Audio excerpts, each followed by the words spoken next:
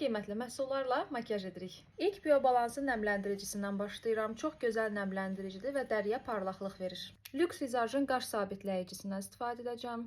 Hazırda üzümə istifadə etdiyim SPF-dir, amma adi SPF-lər kimi deyil, rənglidir və dəri tonu ilə bərabərləşir. Makiyajın altından baza kimi istifadə edə bilərsiniz, həm də SPF kimi.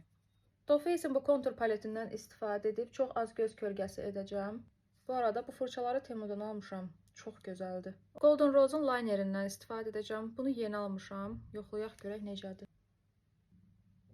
Ucu qəşəng nazikdir deyə çəkmək rahatdır. Belor Design'ın tuşundan istifadə edirəm. Görün necə gözəldir. Yenə də Too Faced'in konsilleri. Həm örtücülüyü, həm də teksturası qəşəngdir. İki ən sevdiyim ənlik. Bunu Temu'dan almışam. Bu isə Too Faced'in. Gəlin bugün Too Faced'in olanı istifadə edək. Vivienne Sabon'un 103 nömrəli dodaq qələmi ilə dodaqlarımı çərçivələyəcəm. Çox az rəngli dodaq nəmləndiricisi sürtəcəm. Kənarlarını çox az Miss-Teysin 764 nömrəsi ilə bir daha çərçivələdim. Belə daha çox xoşuma gəldi. Makiyajımızı sabitləməyi unutmuruq. Və salam qızlar, makiyajımız da belə. Məncə gözəl oldum.